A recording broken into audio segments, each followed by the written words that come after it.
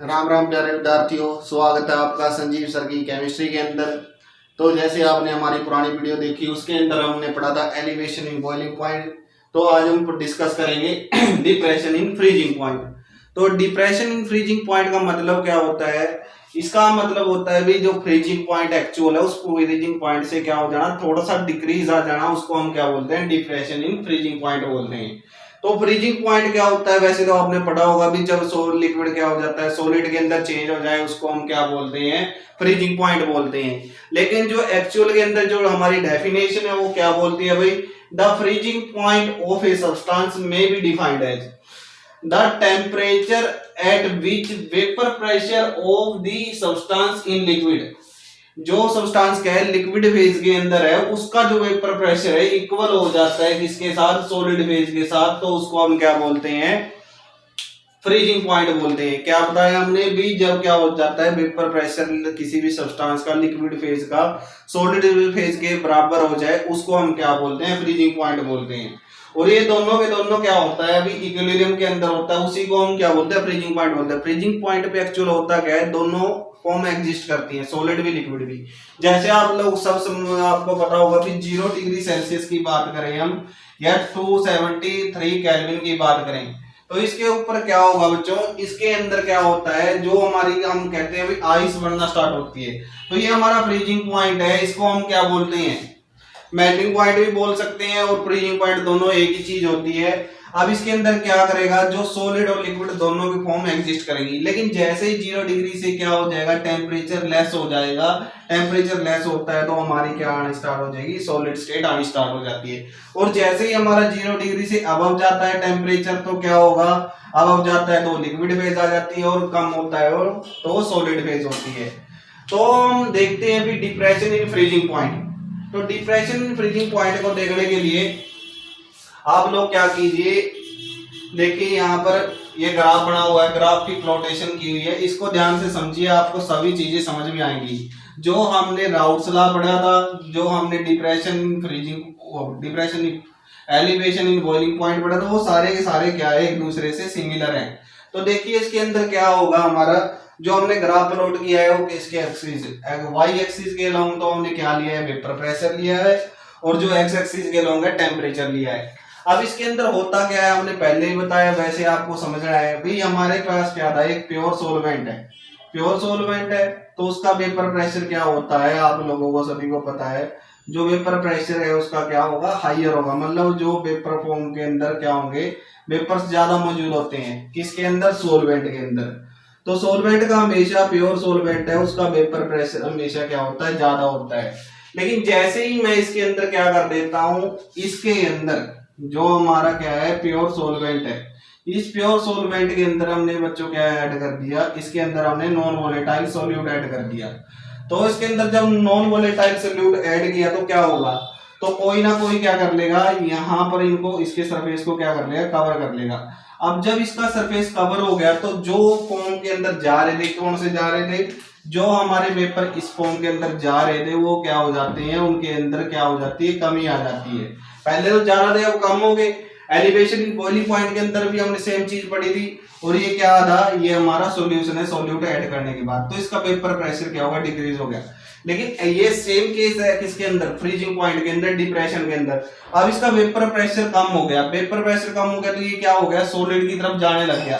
ये क्या था? थोड़ा सा गैस स्टेज की तरफ मूव कर रहा था, लेकिन जैसे ही इसका वेपर प्रेशर डिक्रीज हुआ तो ये सॉलिड स्टेट की तरफ बढ़ने लग गया। अब इस ग्राफ के अंदर से समझते हैं भाई क्या होगा जब इसका वेपर प्रेशर डिक्रीज होगा तो फ्रीजिंग पॉइंट भी तो डिक्रीज होगा ना साथ में। कैसे? तो यहाँ पर देखिए हमने ये वेपर प्रेशर से टेम्परेचर का हमने ग्राफ प्लॉट में रखा है। तो ये हमारा क्या हो गया? फ्रोजन सोलवेंट हो गया। ये हमारा प्योर सोलवेंट है और ये सॉल्यूशन है।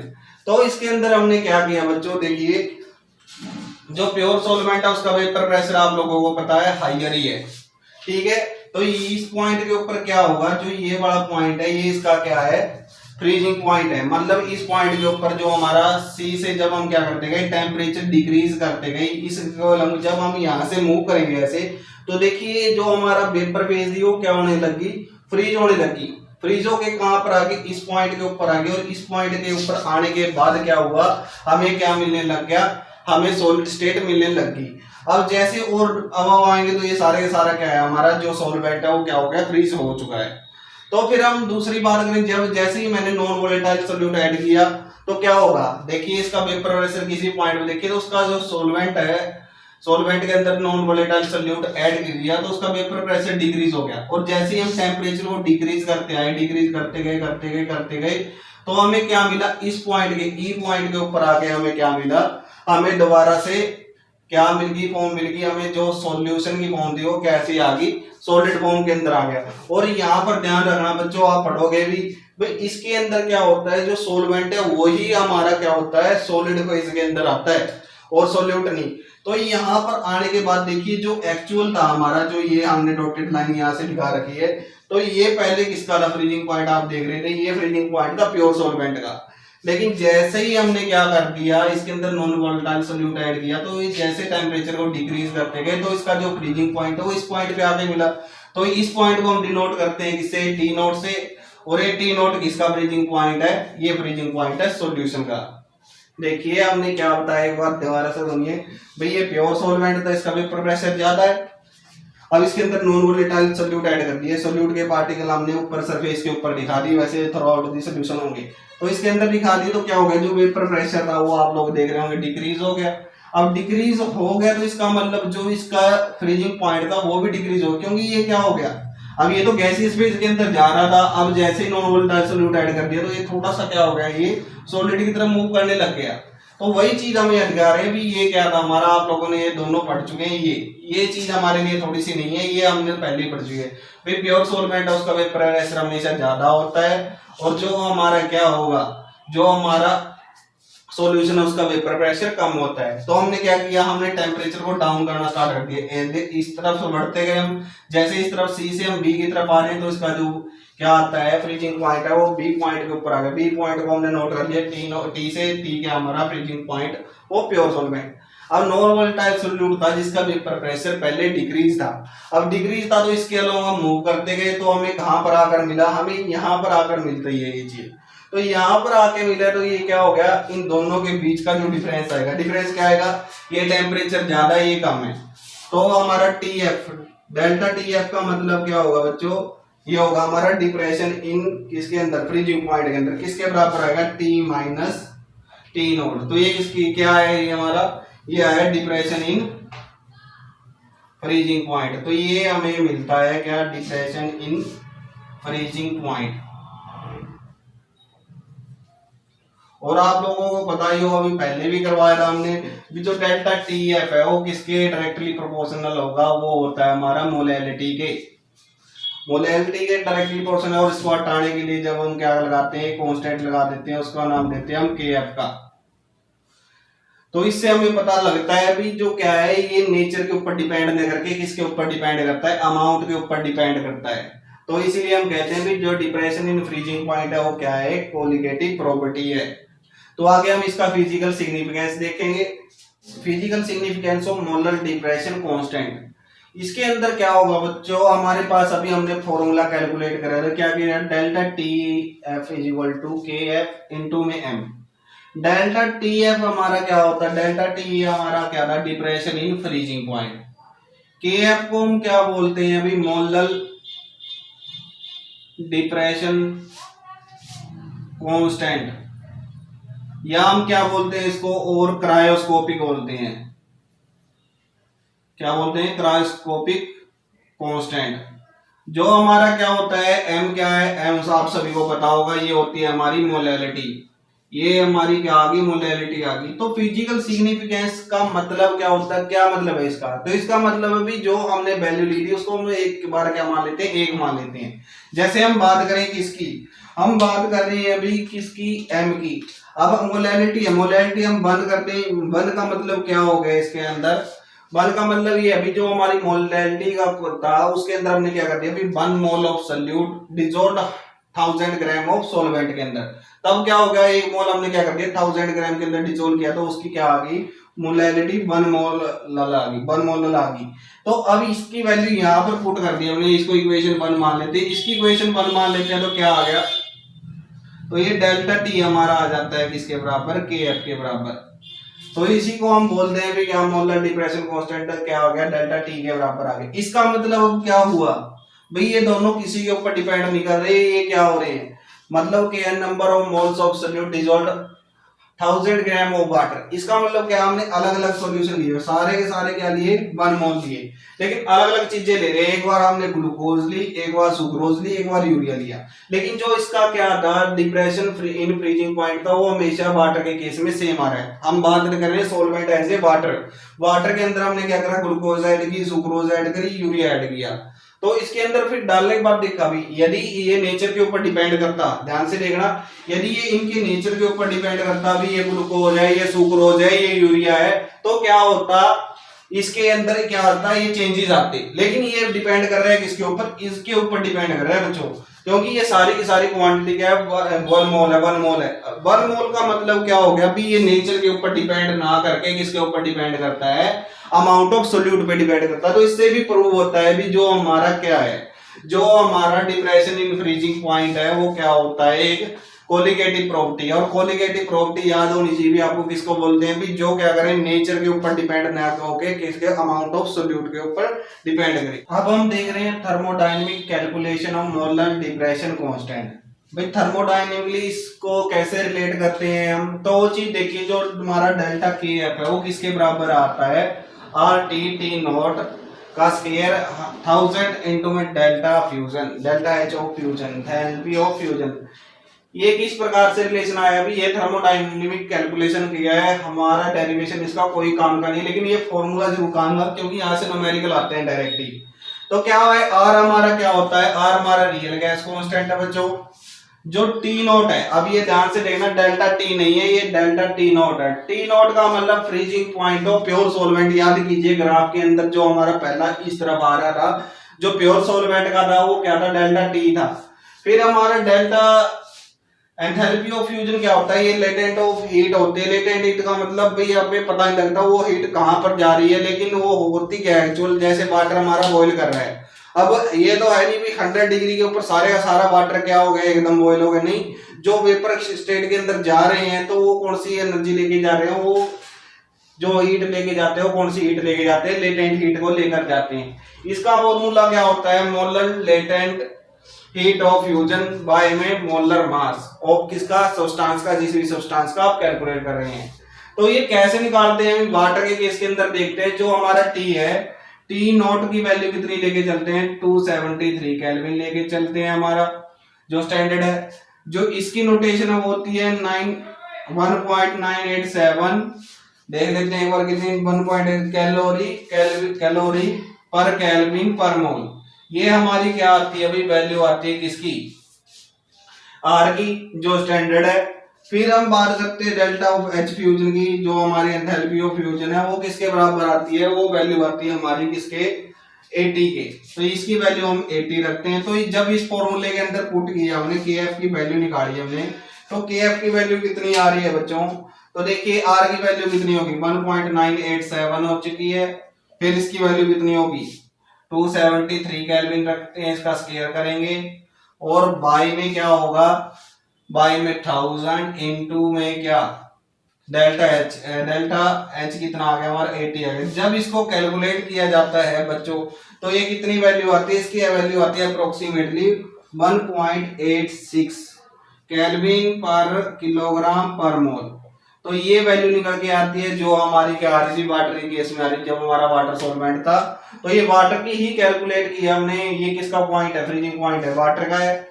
प्योर सॉल्वेंट के रूप में लिया था, आर का हमारी वैल्यू होती है सीधी डायरेक्ट होती है हमारी, ये भी स्टैंडर्ड है, लेटेंट हीट है इसकी, वाटर की। तो इससे के एफ की वैल्यू आ गई। तो ये थर्मोडायनेमिकली इसका रिलेशन है किसका, मोलर डिप्रेशन कांस्टेंट का। तो अब हम कैलकुलेट करते हैं अभी अननोन सोल्यूट का मोलर मास। मोलर मास कैसे कैलकुलेट करेंगे, तो वही फॉर्मूला है हमारा पुराना, क्या आ गया भाई, delta T F equal to K F into में एम। ये भी आपको पता है, ये मोलर कांस्टेंट होगा, क्रायोस्कोपिक कांस्टेंट भी बोलते हैं, याद रखना, क्रायोस्कोपिक कांस्टेंट। एम हमारी क्या होती है, मोलैलिटी होती है। मोलैलिटी का फॉर्मूला आप लोगों को पता होगा, क्या होगा बच्चों, WB/y में MB इनटू में 1000 और किसका, वेट ऑफ किसका बच्चों, वेट ऑफ हमारा कंपोनेंट ए का, यानी कि सॉल्वेंट का। अब हम बात करें, हम निकालना क्या चाहते हैं, हम मोलर मास निकालना चाहते हैं किसका, सोल्यूट का। तो कैसे निकलेगा, बाकी सारी वैल्यू ऐसे ही, ये क्या हो जाएगा, इनकी हम क्या कर देंगे, वैल्यू को क्रॉस मल्टीप्लाई करते हैं। क्रॉस मल्टीप्लाई करने के बाद क्या आएगा, के एफ इंटू में डब्ल्यू बी इंटू में 1000, वाई में क्या आएगा बच्चों, वाई में आ जाएगा डेल्टा टी एफ इंटू में डब्ल्यू ए। तो यहां से हम क्या कैलकुलेट कर सकते हैं, यहां से हम कैलकुलेट कर सकते हैं बच्चों क्या, मोलर मास हो किसका, अनसोल्यूट का, अननोन सोल्यूट का। तो यहाँ से हमें पता लग जाए सोल्यूट कौन सा है, मोलर मास जो निकल के आएगा वहां से हम क्या करते हैं, वैल्यू कैलकुलेट करके देखते हैं, जिसमें फिट होता है उसी फॉर्मूले को हम मान लेते हैं। उसके बाद इसके अंदर इंटरेस्टिंग टॉपिक है बच्चों किसका, फ्रीजिंग मिक्सचर का। फ्रीजिंग मिक्सचर होते क्या है, फ्रीजिंग मिक्सचर के अंदर क्या होगा, देखिए फ्रीजिंग मिक्सचर में, जो फ्रीजिंग मिक्सचर है, वैसे तो आपको पता होगा जो आइसक्रीम वाले आते हैं, आइसक्रीम वाले क्या करते हैं, वो एक पेटी सी दिए हुए होते हैं, और उस पेटी के अंदर क्या होता है, वैसे तो जो हमारी आइसक्रीम है वो पिघल जाएगी बाहर तो गर्मी के अंदर, लेकिन जो वो पेटी सी होती है उनकी, उसके अंदर वो क्या रहती है, काफी ठंडी रहती है। तो क्या इस्तेमाल करते हैं वो आइसक्रीम वाले, फ्रीजिंग मिक्सचर का इस्तेमाल करते हैं। उसके अंदर होता क्या है बच्चों, उसके अंदर वो साल्ट ऐड करते हैं, साल्ट प्लस में क्या हो जाता है हमारा, आइस हो जाती है। और जब इन दोनों का हम क्या करते हैं, मिक्सचर तैयार कर देते हैं, तो इन दोनों के मिक्सचर के कारण जो टेम्परेचर है वो क्या हो जाता है, -33 डिग्री सेल्सियस तक क्या हो जाता है, डाउन चला जाता है। तो इसी कारण से जो उसके अंदर जो आइसक्रीम है वो हमारी ठंडी रहती है, वो पिघलती नहीं है, जबकि बाहर रखोगे तो आसानी से पिघल जाएगी, क्योंकि वो क्या करते हैं, फ्रीजिंग मिक्सचर का इस्तेमाल करते हैं, किसके अंदर इस्तेमाल करते हैं, आइसक्रीम वगैरह को ठंडी रखने के लिए। दूसरा आपने देखा होगा अभी जो हिल स्टेशन है, हिल स्टेशन के अंदर क्या होता है, जो हिल स्टेशन हो गए हमारे, जो हमारे जहां पर क्या होता है, बहुत ज्यादा आइस गिरी हुई होती है, सड़कों पे भी आइस आ जाती है, रोड्स के ऊपर, तो किस प्रकार से अलग करते हैं, तो वो क्या करते हैं, या तो KCl का साल्ट लेते हैं, या फिर वो क्या लेते हैं, नमक का, यानी कि कॉमन साल्ट का क्या लेते हैं, सॉल्यूशन लेते हैं, किसके अंदर, इन वाटर के अंदर। जैसे ही वाटर को इसके अंदर डाला जाता है वो इसकी स्प्रे कर देंगे। अब इसकी स्प्रे करने के बाद क्या होगा, वहां पर रोड के ऊपर जो क्या था, इसका पॉइंट क्या हो, इसका जो क्या था फ्रीजिंग पॉइंट है वो डिप्रेस हो जाएगा। क्यों, हमने वाटर के अंदर क्या ऐड कर दिया, NaCl ऐड कर दिया। तो इसने क्या कर दिया, जो नॉन वोलेटाइल सॉल्यूट था वो हमने वाटर के अंदर ऐड कर दिया, और आइस भी हमारी क्या है, वाटर का ही फॉर्म है वो। तो जैसे उसके ऊपर स्प्रे करते हैं तो उसकी क्या आ जाती है, जो हमारे क्या थी मेल्टिंग पॉइंट है उसका डिक्रीज हो जाता है, यानी फ्रीजिंग पॉइंट डिक्रीज हो जाएगा। फ्रीजिंग पॉइंट डिक्रीज हो गया तो वो क्या हो जाती है, जो हमारी आइस होती है वो क्या होती है, रोड से हट जाती है। तो ऐसी बहुत सारी जगह पर, जैसे एयरपोर्ट्स वगैरह हो गए, जो हिल स्टेशन के अंदर है, जहाँ पर बर्फ वगैरह बहुत ज्यादा गिरती है, तो वहां पर क्या मेथड इस्तेमाल किया जाता है, ये मेथड इस्तेमाल किया जाता है। एक होता है हमारा anti freeze compound. Anti freeze compound कौन से होते हैं बच्चों, वो भी देखिए। अब क्या होता है, जब पहाड़ी वाले इलाके होते हैं उसके अंदर क्या है, वहां पर क्या होता है, जो रेडिएटर्स होते हैं कार के अंदर, आपने देखे होंगे कार ही बस के अंदर क्या होते हैं, रेडिएटर्स होते हैं। और रेडिएटर्स के अंदर क्या है, पानी जम जाता है। एंटी फ्रीज की बात कर रहे हैं, वहां पर क्या होता है, वाटर जम जाता है भाई। उसको ना जमने के लिए हम क्या इस्तेमाल करते हैं, हम सॉल्यूशन की कंपोजिशन चेंज कर देते हैं। अब जो रेडिएटर के अंदर मेनली क्या होता है, वाटर होता है भाई। उस वाटर के अंदर या तो हम क्या डाल देते हैं, इथाइलिन ग्लाइकोल डाल देते हैं, या फिर हम इसकी जगह क्या डाल देते हैं, या इसकी जगह हम क्या डाल देते हैं, इथेनॉल डाल देते हैं। तो इसके कारण क्या होगा, इसके कारण होता क्या है, जो वाटर का हमारा फ्रीजिंग पॉइंट था वो कम आ जाता है, और कम आने की वजह से क्या हो जाता है, वो नहीं जमेगा, वाटर की आइस नहीं बढ़ेगी, वाटर की आइस नहीं बढ़ेगी तो रेडिएटर हमारा चलता रहेगा। और लेकिन यदि आइस जम गई तो क्या होगा, जो हमारी कार होगी, जो भी हमारे क्या होंगे व्हीकल्स होंगे, वो हमारा नहीं चलेगा। क्यों नहीं चलेगा, क्योंकि वहां पर रेडिएटर के अंदर बर्फ जम चुकी है।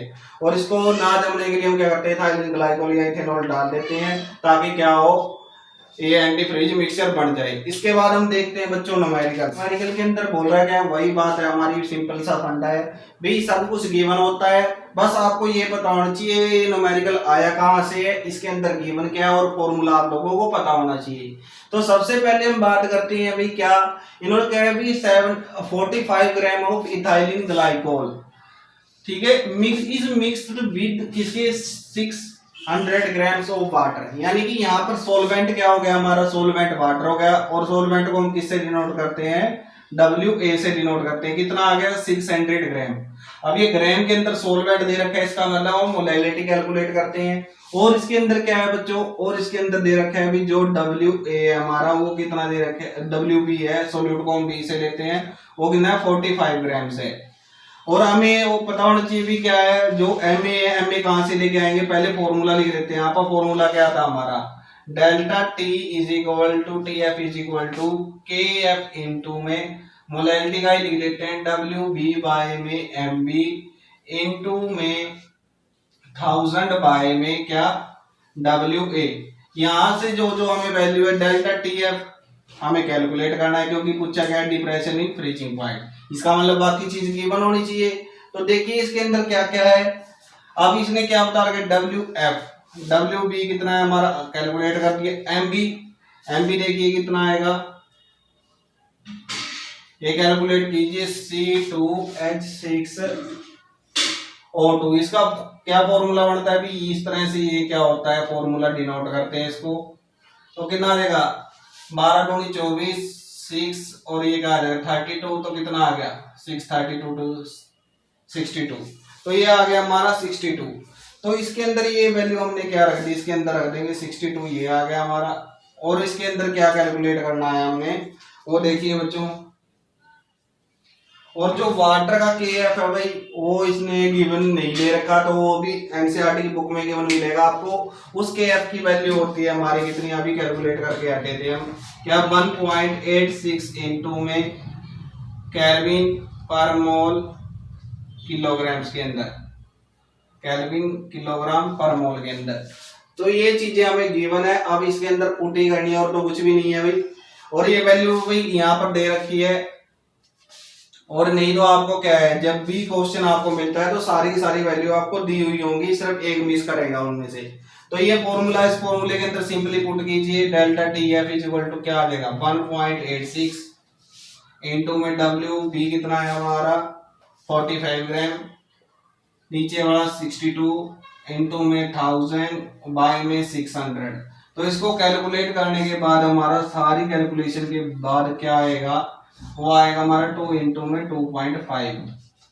ठीक, अब ये क्या आ गया हमारा, ये आ गया डिप्रेशन इन फ्रीजिंग पॉइंट। अब उसने पूछा गया freezing point of the solution, तो हमें हमारे पास क्या है, डेल्टा T है, डेल्टा T कितना आ गया हमारा 2 इंटू में 2.5, ये आ गया। अब इसका फॉर्मूला क्या था, इसका फॉर्मूला था हमारा T माइनस क्या था, T नॉट था, या T नॉट माइनस T था।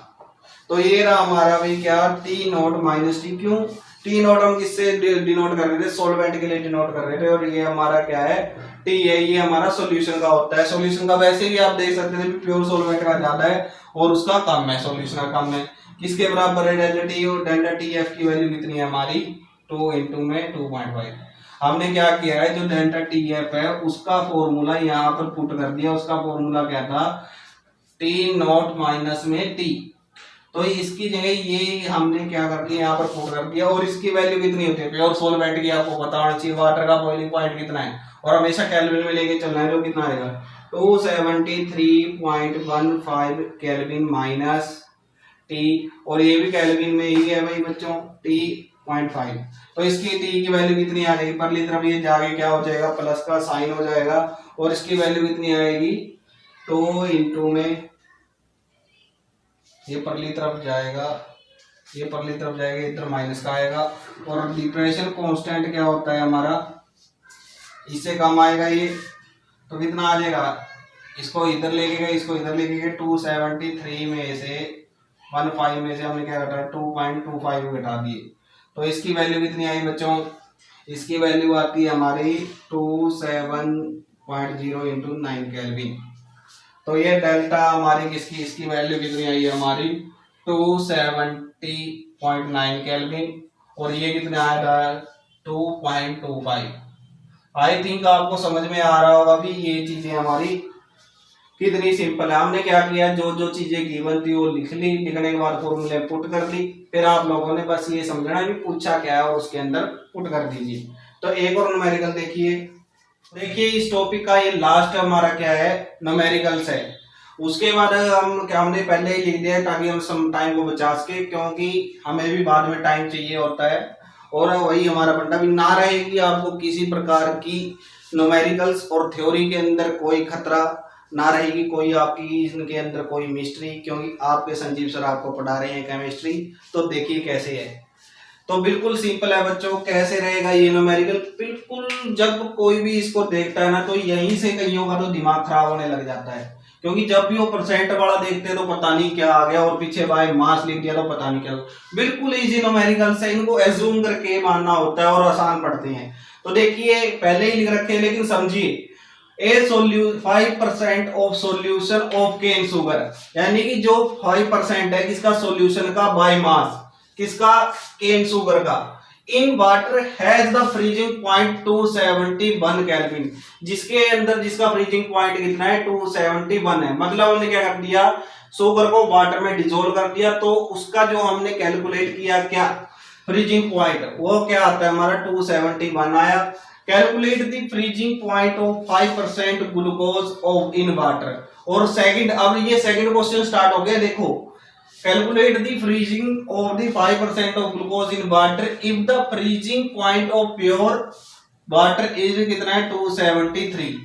देखिए दोबारा से देखिए भी, एक तो 5% सोल्यूशन, 5% सोल्यूशन कह रहा है, सोल्यूशन का कर क्या, तो इसका मतलब हम क्या लेके चलेंगे, सोल्यूशन को हम एज्यूम करेंगे। एज्यूम क्या कर लिया हमने, मान लिया वो सोल्यूशन कितना है, 100 ग्राम है, क्योंकि जब भी परसेंट का केस है हम क्या लेते हैं, सिंपल सा केस लेके चलेंगे। आप कुछ भी ले सकते हैं, लेकिन सिंपल पड़ेगा क्या हमारा 100 था। अब उसने क्या कह दिया, 100 में से 5% सोल्यूशन किसका है, केन शुगर का है। केन शुगर का मतलब जो सोल्यूट है हमारी, वो केन शुगर है, उसका जो मास आया वो कितना आया, 5 ग्राम आया।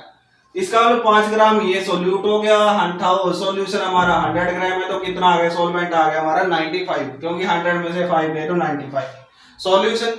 ये क्या हो गया इसका, देखो इजी है ना। अब हमें क्या पता लग गया, अभी हमारे पास सोल्यूशन 5% था, मास से किसका, केन शुगर का 5 ग्राम मान लिया हमने। सोलवेंट हमारा 95 ग्राम हो गया, क्यों हो गया, 100 में से 5 गए तो 95 आ गया। उसके बाद जो हमारी शुगर होती है, जो घरों के अंदर आती है, उसको सुक्रोज होती है। सुक्रोज का फॉर्मूला क्या है, C12H22O11। तो इसके अंदर हम क्या करेंगे भाई, जो हमारा कैलकुलेशन है हमारी, C12 की 12 से गुणा करेंगे, क्योंकि मास 12 होता है, इसका 1 होता है, और इसका कितना होता है, 176 होता है। तो ये कितना आया, 342 आया भाई। उसके बाद हमारी जो क्या आती है, टी नोट की वैल्यू आई, वो कितने, 273.15 के बराबर आई। अब इसके अंदर हमने क्या किया, जो न्यूमेरिकल जो फॉर्मूला था, सबसे पहले हमने सारी वैल्यू गिवन लिख ली। आई थिंक आपको समझ में आ रही होगी, नहीं समझ में आई तो एक बार दोबारा फिर देखना, आएगी समझ में भी क्या कह रहे थे हम। वो चीज समझनी जरूरी है जो हमने यहाँ पर बताई है, उसके अलावा न्यूमेरिकल में कुछ भी नहीं है। उसके बाद आपको पता होगा जो डेल्टा टी का फॉर्मूला है वो क्या होता है हमारा, KF इंटू में WB बाय में MB इंटू में 1000 बाय में WA। तो इसकी जगह हमने क्या रख दिया, इसका फॉर्मूला ये रहा T नॉट माइनस टी। तो इसको आप क्या कर दीजिए, भूल जाइए, और हमने क्या कर दिया, जो T नॉट की वैल्यू थी और T नॉट की वैल्यू ये रही हमारे पास। T की वैल्यू क्या थी, T की वैल्यू हमारे पास कितनी थी, 271 थी, केल्विन थी। उसके बाद WB की वैल्यू हमारे पास 5 थी, WMB की 342 आ गई, WA की वैल्यू 95 आ गई। तो यहाँ से हमने क्या निकाल दिया, KF की वैल्यू निकाल दी, क्योंकि यहाँ से माइनस हो जाए, माइनस होने के बाद कितना आएगा, 2.15 आएगा। इसकी कैलकुलेशन करेंगे तो ये इतना आ गया हमारे पास। उसके बाद कुछ भी नहीं है। अब हमारा सेकंड केस स्टार्ट हो जाता है, किसका, ग्लूकोज का। ग्लूकोज का आपको क्या पता है भाई, उसका हमने क्या निकालना है, उसका हमने फ्रीजिंग पॉइंट निकालना, प्योर वाटर का दे रखा है, इसका मतलब सॉल्यूशन का निकालना है हमें। सॉल्यूशन का कैसे निकालेंगे, वही formula T not minus TF into में KF। KF की वैल्यू सेम रहेगी, क्योंकि ये तो क्या है, नेचर के ऊपर डिपेंड करता ही नहीं, किसके ऊपर डिपेंड करता है, नंबर ऑफ सोल्यूट के ऊपर डिपेंड करता है।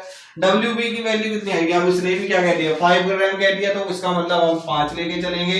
ग्लूकोज का जो मोलर मास है वो हम निकाल देना, आप वो इसके अंदर रखना है। जब सारा कैलकुलेट करोगे, अब आपको ये खुद करना है, जो इसका मोलर मास आएगा इनटू में 1000 आ जाएगा, और ये WY कितना आ जाएगा, 5 आ जाएगा। वैसे हम कर सकते हैं, इसका कितना आ जाएगा, 180 आता है। ये 180 आने के बाद क्या हो जाएगा, सारी कैलकुलेशन करने के बाद जो हमारी T की वैल्यू आएगी, वो T की वैल्यू कितनी आएगी बच्चों, वो आएगी 269.065। तो ये आएगी हमारी वैल्यू। तो उम्मीद करते हुए ये क्या है, थोड़ा देखिए इसको हमने सेकंड केस के अंदर रिज्यूम करना है। कैसे? क्योंकि हमारे पास क्या है, टी नोट की वैल्यू भी है हमारे पास, ये दे रखी है, क्योंकि वाटर सोलवेंट है तो ये सेम रहेगा। ये चीज हमारे पास अलग है, क्यों? पहले हमने ग्लूकोज ली थी, वो सुक्रोज थी, अब हमारे पास ग्लूकोज है। KF की वैल्यू सेम रहती है, ये बाय 5% इसने दे ही रखा है। ग्लूकोज कह दिया, वाटर हमारा 95 हो गया। ये चीज हमारी चेंज होगी इसके अंदर। ये चेंज होने के बाद ये सेम थी, रह गया क्या, यही निकालना रह गया, तो इसी को हम कैलकुलेट करते हैं और ये वैल्यू हमारी आ जाती है। तो ये था हमारा। इसके अलावा जब भी आपकी कोई भी दिक्कत आ रही है न्यूमेरिकल्स के अंदर, तो हमें कमेंट कीजिए, हमें क्या करें, टेलीग्राम के ऊपर भेजिए, वहां पर भी हम PDF प्रोवाइड करते हैं। संजीव सर के नाम से हमारी क्या है, जो टेलीग्राम ग्रुप के ऊपर चैनल है, वहां पर हम PDF प्रोवाइड करते रहते हैं, तो आप लोग वहां पर ज्वाइन कीजिए। यदि आपको कोई दिक्कत आती है तो वहां पर डिस्कस कर सकते हैं, हमसे पूछ सकते हैं, कमेंट बॉक्स में लिख सकते हैं। कोई दिक्कत आ रही है, समझ नहीं आ रही, वो चीज आप लोग हमसे पूछ सकते हैं। तो ये था हमारा किसका, हमारा डिप्रेशन इन फ्रीजिंग पॉइंट। आगे हमारा एक कोलिगेटिव प्रॉपर्टी रहती है, यानी कि कुछ ही हमारे 4-5 लेक्चर आएंगे, उन 2-3 लेक्चर के बाद हम फिर न्यूमेरिकल पोर्शन के लेक्चर लेके आएंगे। इसके अंदर जितने भी हमारे रहते हैं या किसी बच्चे के जो डाउट होंगे वो हम यहाँ पर डिस्कस करेंगे। तो ये था बच्चों आज का हमारा। यदि वीडियो अच्छी लगी है तो लाइक करना और शेयर कीजिए, सब्सक्राइब कीजिए और बेल आइकन को प्रेस कीजिए। थैंक यू बच्चों।